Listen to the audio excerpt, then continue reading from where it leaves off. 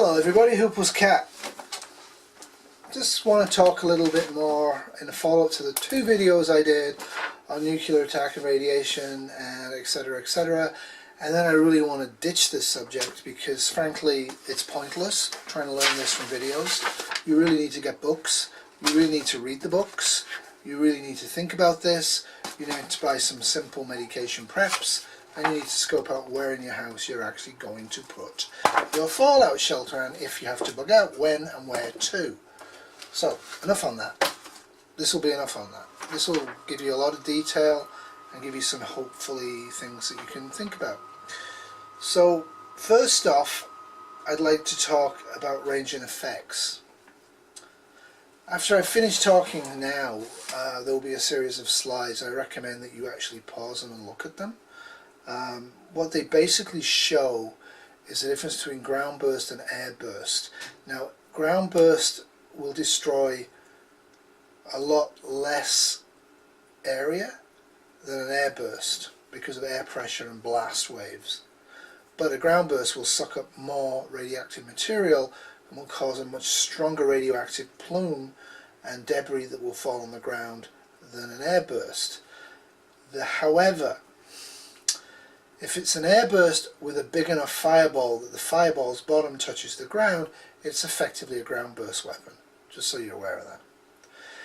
From what I can tell, it depends on the size and megatonnage of the weapon and the kilotonnage, etc. Don't worry about that too much. One of the best things you can do is, if you see a flash in the sky, is not look at it and make some preparations for a blast wave and a heat wave coming at you. But if you see a fireball in the horizon, like the far off horizon, for example, Bug Out Brad's 100 miles of Boston, if he sees a sudden bright light, don't look at the bright light, but go like this. And the bottom line is, if your hand obscures the fireball, you're probably far enough away from it that the blast wave and the heat wave won't bother you. If the fireball is obviously going to be bigger than your hand, or if it's strong enough to really cause serious impact with your eyes shut and looking away and going like this, you're too close. We'll get into that in a minute. So the range and effects is going to depend on what weapons they are, where they hit and stuff like that for the initial blast effects. So you get heat and blast, and then you get ionizing radiation. And you get that as soon as the bomb drops. Now if you're too close to the bomb dropping, you'll just be vaporized and die, which is fine. Lots of people will be in that situation because they're going to target population centres as well as military bases and communication hubs. Don't forget that. If you live near a major railway intersection in the Midwest and there's nobody around you, no military bases, don't be surprised if that doesn't get hit. The same with food distribution areas as well, like grain silos where they bring them in for the trains and stuff like that. Now, one of the other things is with damage effects, and you'll see from the slides, distance is what you need. I said this in the other videos. You need to be as far away from the fireball as possible, and then you need to have a barrier between you and the fireball, which I'll get into a bit later on, and then you need time under the ground or away from it as much as possible. Maximizing those three will limit the impact on yourself. Taking the simple meds I mentioned last time, including thyroid blockers, especially if you're under the age of 50, will help you a lot in terms of not developing cancers in later life. But in a nuclear war, getting cancer in colon cancer or thyroid cancer in 10 to 15 years from then is probably the least of your worries. Now, the fallout zone, depending on the size of the bomb, the maximum fallout zone for radiation, probably, unless it's a really high air burst, if it's a ground burst, will be about 25 miles. So you want to live about 40, 50 kilometers, 25 miles away from ground zero where the bombs are likely to drop. Bearing in mind, accuracy is pretty good for most countries, but for some countries it isn't quite so accurate. So living in a suburban area that's more than 40 miles away from the city centre is a good idea, unless you're working the city centre and when the bomb drops. You cannot probably survive a nuclear attack if you're within a half a mile to a mile of the centre of the ground zero. Now, one of the things people look at is the power of the Nagasaki and Hiroshima bombs, and then they look at the vastly increased megatonnage of modern weapon, and look at the Tsar Bomba, which is one of the big ones the Russians built. Strangely enough, because of physics, the actual cone of death by underneath the ground zero doesn't actually exponentially rise with the size and the kilotonnage. The blast wave and the fireball won't really be that big a deal depending on the kilotonnage. So you need to be at least a mile away, possibly 2 miles away, to survive the fireball. Now you would also need to be inside an armoured shelter because of the blast wave and the radiation waves and everything else. So what I come up with is try and be 25 miles away. So if you are less than 25 miles away and you are able to move after the flash and the blast has gone past you, you need to move as fast as you can, directly away from where the fireball went off, but taking into account the prevailing wind. And by that what I mean is if this is where it's gone off and you're here, and your shelter's here, going like that might sound like a good idea. But if the wind speed and prevailing wind is going this way, this fallout is going to get over you before you get to that shelter. You probably need to go to your secondary bug out location, like this or like this, at 90 degrees to there. That's what you need to be doing. What else do I want to say in this segment? Yeah, there's a slide that I'm going to put up first. If you're outdoors, don't panic. Your car kit should have a shovel in it and a really strong tarp. Look for somewhere if you need to and dig quick. Dig a hole. And you need to put yourself at least a metre of soil between you and the area, especially if you're close to it. Fallout, people get worried about fallout, and yes, it will dissipate in the atmosphere and spread all over the world, but it's almost certainly not going to be like on the beach. But for the bigger weapons, the really bigger weapons, with the wind, prevailing wind, lethal fallout will hit about 280 miles away, but it won't drop down for about 24 hours 280 miles away. The rule of thumb roughly is an hour for every 10 miles of travel. Now obviously it depends on wind speed and a whole bunch of other factors, but that's my rule of thumb. So if, say, Toronto gets hit and I know where I am, and where I am is 50 miles away, say from the centre of Toronto, and I know that the wind is coming from Toronto, I'm going to expect fallout to start dropping down in about 5 hours. So I'll assume 4 hours. And by the 4th hour I'll seal myself in place. If I can't seal myself in, that gives me 4 hours to move at 90 degrees away and then construct another shelter. Alright, that's this part of this video, and enjoy the pictures that are coming up.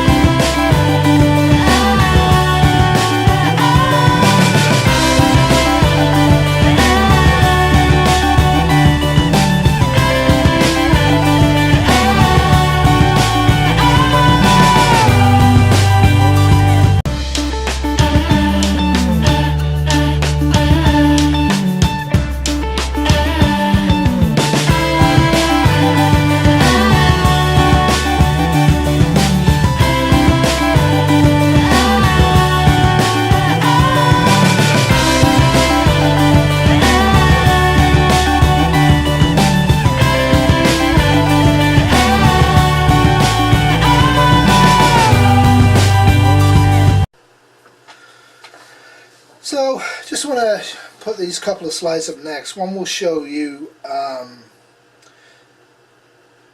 the inventory of nuclear weapons in 2017, just to let you know what actually could be occurring. The other one will follow it, will show you the impact of about 3,000 to 3,500 nuclear weapons on the United States of America, which is probably what you would expect in an all-out nuclear war to occur. So look at them and think about them, and worry a little bit.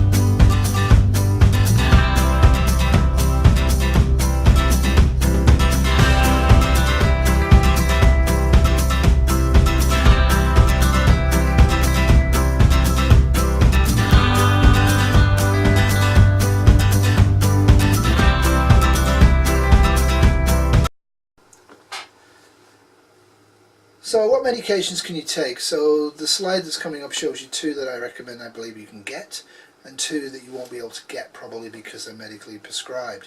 However, it's a good idea to keep an idea of those 2 that you can't get, because if you might be able to get them from a pharmacy or from a doctor or even from a hospital, bear in mind a lot of the doctors won't have a clue what to do. Now I know the CDC's been working and FEMA's been working and other people have been working with first responders in the States, but I do know in Canada our doctors are pretty much clueless in what to do. They'd be hitting the internet, but in a nuclear war, not a nuclear accident, there won't be any internet. So it's a good idea to have this information yourself and carry it around with you. I always think that's a great idea. Now the other slide after that is going to show you high explosive blast injuries, not without radiation. A nuclear bomb is a high explosive device with radiation, and everybody focuses on the radiation part, but you need to actually focus a little bit, as Bert the Turtle did, on the blast, the actual concussive blast of the accelerating airspeed, and it's around about 1,000 miles per hour at the centre of the fireball. Now the good news is that that won't bother you too much because you'll be vaporised, and it will drop off quite quickly from distance from the fireball. But the truth of it is, within 25 miles you can expect flying debris. You might be one of the flying debris if you're closer in than that. So you need to make sure that wherever you've stopped and sheltered in place when you see the flash or hear the siren, is you actually want to make darn sure that airborne debris and walls, brick walls, aren't going to start falling on top of you and then trapping you or killing you or harming you. So that's that. Now the other one at the end of this is actually kind of an amusing one. It's symptoms that show you whether you'll live or die. So as I keep saying to you, if you vomit in the first 2 hours of exposure, and it's not because you're nervous, it's profuse, terrible, within 2 hours, you're probably dead. If you vomit within the first hour of the exposure, which in this case would be a nuclear attack, you are definitely dead. Now if you can get full hospital care, then there's a chance, right? You're not going to get full hospital care, you're not going to get any hospital care probably. So have a little look at that chart, think about that chart, and again think about maybe learning that chart a little bit, because that will help you decide on triage and what to do yourself, and what to do if you're in that position.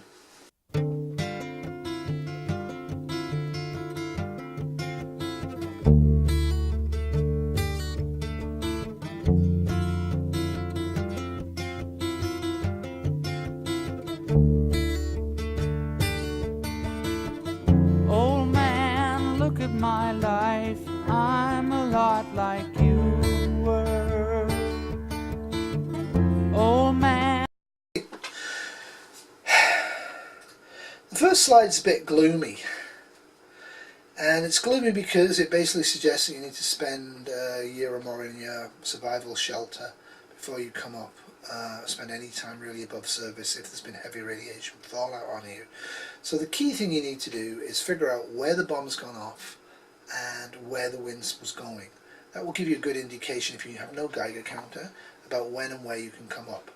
My golden rule is 3 months underground, very few trips outside after 2 weeks, just to dispose of urine and possibly feces, which mostly will be gathered in buckets.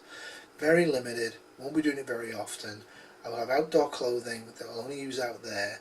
I will definitely have an N95 mask on or a wet bandana, which again will stay outside of the shelter. So my shelter's cold, then I have an intermediate area upstairs, and then I have the hot area outside. The clothing gets changed upstairs, okay, not in the shelter. Nothing comes in the shelter from outside in the first 2 weeks, absolutely nothing, including people, once the radiation's dropped. You just can't contaminate them, and then you're going to breathe it in. You don't want to do that. Now the other thing with this is you also want to wash yourselves. If you have shower facilities, and let's face it, if you haven't got a camp shower at this point in your life as a prepper, there's something probably sadly wrong with you.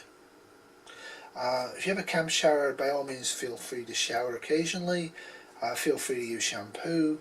Do not use conditioner if you've been exposed to radiation or have been outside after the fallout has dropped. Conditioner will actually entrap the radiative material on you. Now what I actually would say is don't even use shampoo. Just use soap. and be careful with it as well. Don't scrub too hard. Do not scrub over burned areas or peeling areas. Be very, very careful. Just use the water to run in and run off.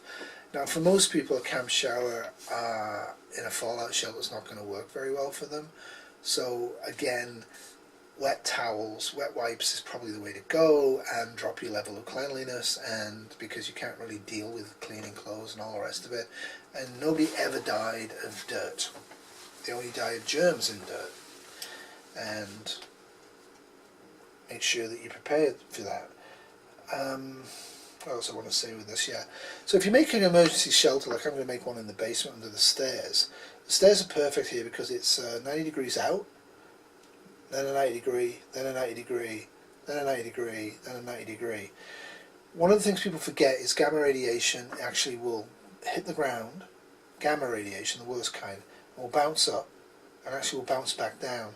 So if you have a trench system, which a lot of people will do in an extremis, or you have a basement, what you absolutely want to do is make sure the windows are full of books or concrete or water, and the sides of the shelter on the side where the radiation bomb went off are really heavily enforced.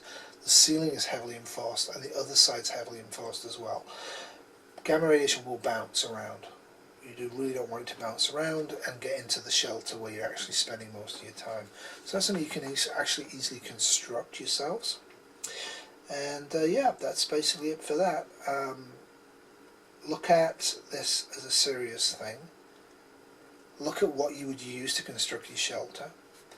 If you can have concrete breeze blocks available to quickly shove in place, I don't.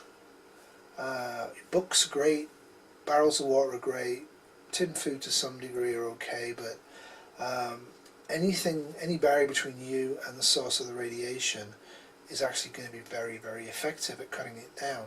Because when you go back to the range effects, you will see quite clearly that over time radiation drops quite quickly, and it's arguable. If it's massive fallout in your area, you may need to stay underground for a year. Most places outside of the actual bomb blast zones, the ground zero areas, and for 25 miles around the area, you probably don't want to ever go there again in your human lifetime, frankly. Outside of that area, up to about 25 to 50 miles away, you probably want to shelter underground for at least 2 weeks. I would suggest 3 months. Outside of that range, I actually would plan to shelter in place underground without coming up for 2 weeks, and then maybe pop up and down. I'm going to limit my exposure to the atmosphere and the soil for as long as possible. And that's basically it. You will need a lot of fresh water. You will need to know how to filter water that might be radioactive. You will need to know how to grow food in challenging conditions. Because food, vegetables, carrots, fish, hamsters, turtles, they will suck up radiation, and it will go at the top of the food chain. So as a human being, you want to be not at the top of the food chain. So concentrate on the lower level things like sprouts from seeds that haven't been contaminated, sprouting them with water that hasn't been contaminated. Limit the exposure to contaminated foods for as long as possible. That will actually lower the chance that you have of getting cancer. And yeah, that's it. I want to move on and to get to the pandemic series. Like everything in life, prepping seems to be highly reactive to external stimuli right now, rather than being proactive. And I think we need to be proactive. We need to look at possible threats that are high probability and high impact, and we need to make serious plans, at least in our head, by scenario and game playing by talking about it and commentating and critiquing other people's videos a lot, and then come up with a plan that's very, very flexible and loose, because everything's going to be really situational, very situational. But the truth of it is, a limited to medium nuclear war will kill half the population of the United States and Canada within 3 to 6 months. If nuclear winter occurs, which I guess would be a classic example of human-caused climate change, if we have nuclear winter, we can probably expect to lose probably 90 to 95% or more of the population within the first year of a nuclear strike.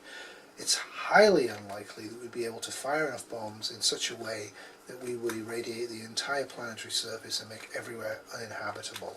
It's a trope of literature, it's a trope of Hollywood, that would be the scenario, and everything is blasted and destroyed and rotting everywhere. Outside of the blast zones, there is going to be huge amounts of Canada and America that are frankly very habitable. And there may or may not be large-scale immigration into those areas. I suspect there won't be much movement of people, because people are going to be too sick and too shocked and too damaged to actually make much mobility. So bear that in mind. Learn a little bit. Spend the lesson of Hawaii and North Korea and everybody's big buttons on the desk. Use that to spend 2 to 3 hours of studying about this topic for the next little while. Learn the difference between alpha and beta and gamma radiations. Know what the difference is between fireball and altitude. Know the decay of radiation. Watch my part 2 video and learn when you should use Maalox and what type of Maalox to use, and should you actually add Russian blue into that mix depending on symptoms. Think about all of this stuff. Hopefully it will never happen. There has never been a human designed weapon created that has never been used. Nuclear weapons will be used, and I hope it's after I've died, because a nuclear war will absolutely destroy my retirement plans. Au revoir. Keep up the struggle.